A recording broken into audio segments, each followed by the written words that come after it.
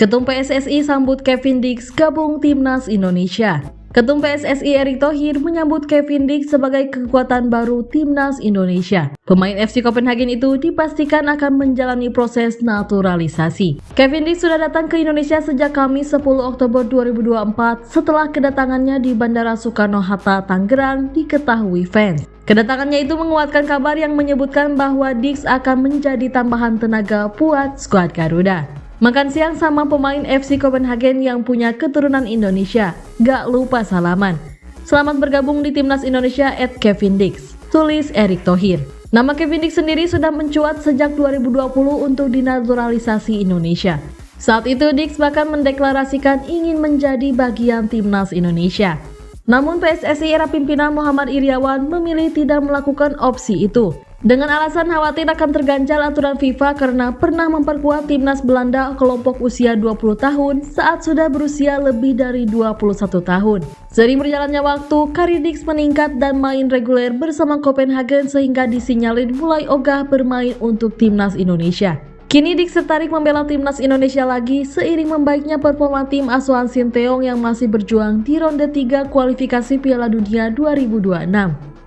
Kehadiran bek sayap itu pun bisa membuat Garuda semakin kompetitif untuk meraih asa lolos ke Piala Dunia.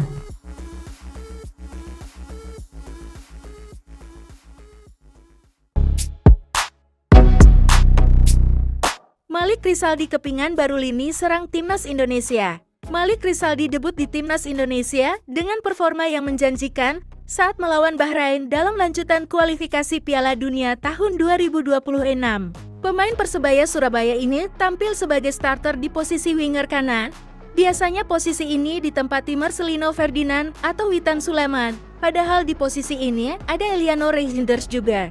Namun Sintayong yang lebih memilih Malik. Tentu ini bukan perjudian Shield. Untuk laga seketat melawan Bahrain, coba-coba pemain bukan kebiasaan bagi pelatih asal Korea Selatan ini. Ini berbeda dengan uji coba.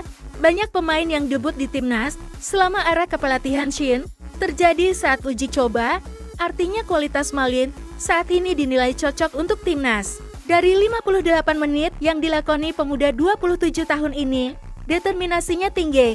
Ia tak segan membantu pertahanan dan sigap dalam menyerang. Daya juangnya terlihat besar di pertandingan itu. Saat pelipisnya robek dan harus diperban usai benturan dengan bek Bahrain, Malik tak melemah. Ia malah tampil makin ngotot seolah tak ada luka di kepalanya. Hanya memang sentuhan Malik belum begitu klinis. Beberapa umpannya bisa dipotong lawan dan kecepatan naluri saat menyerang terlalu mudah dipatahkan pemain bertahan lawan. Dengan tipikal seperti ini, yang mirip daya juang Rafael Struijk, bukan tidak mungkin Malik akan kembali jadi pilihan utama saat melawan China pada Selasa 15 Oktober. China, yang secara postur hampir sama dengan Indonesia, mengandalkan kecepatan individu dalam bermainnya. Karena itu pula Malik, yang punya gocekan licin, bisa jadi opsi lagi. Hanya tinggal bagaimana Malik mengatasi beban mental di dalam diri. Setelah debut, sepantasnya Malik tampil lebih berani, tenang, dan sering-sering melepas tembakan berbahaya.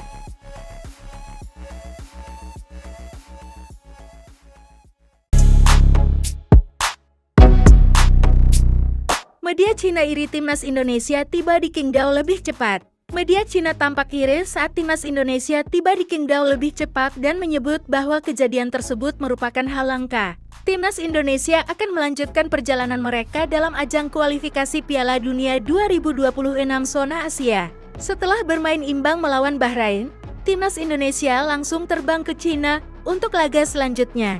Pertandingan melawan Cina sendiri akan digelar di Qingdao Youth Football Stadium. Qingdao sendiri disebut-sebut kota yang cukup jauh jika diukur jaraknya dari Bahrain. Meski demikian, skuad timnas Indonesia dikabarkan sudah tiba di Qingdao, Cina pada Jumat 11 Oktober 2024. Skuad Garuda tiba di Qingdao Jiaodong International Airport melalui Terminal 1 Farad pukul 17.13 WIB. Kedatangan timnas Indonesia itu disambut oleh Perhimpunan Pelajar Indonesia PPI Tiongkok, Shandong, yang juga disiarkan langsung melalui Instagramnya. Tampak para pemain tiba dengan menggunakan jaket dan baju berkerah kontingen timnas Indonesia.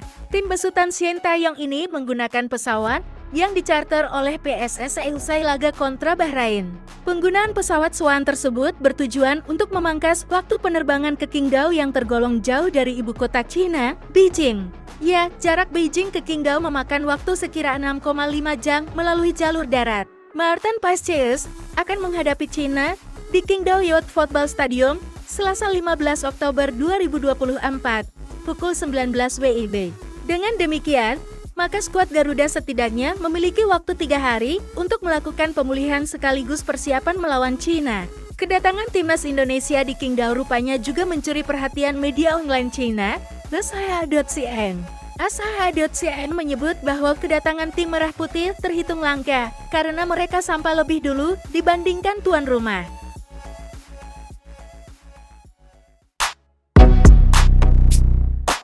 Gawat, Jordi Amat cedera saat laga Bahrain vs Indonesia.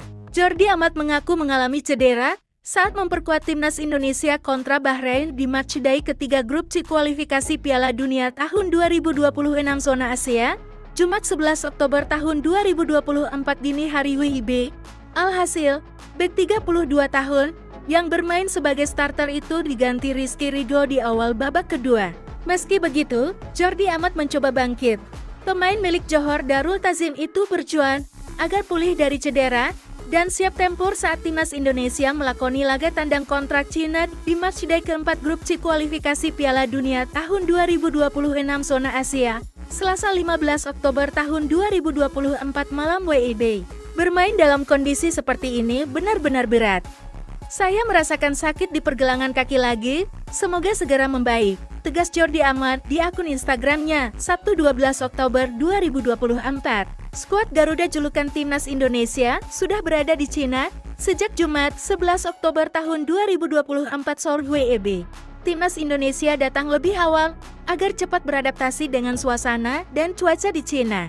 Jordi Amat menegaskan timnas Indonesia akan berjuang habis-habisan untuk meraih poin penuh di Cina. Hal ini sekaligus membalas rasa kecewa di Bahrain karena skuad Garuda kecolongan 3 poin pada menit-menit akhir. Kami sudah tiba di Cina dan meskipun rasanya kami membiarkan 3 poin di pertandingan terakhir terlepas melawan Bahrain, fokus kami sekarang adalah pertandingan berikutnya, kata ex-bek Swansea City ini tersebut. Kami akan berjuang keras untuk meraih 3 poin itu.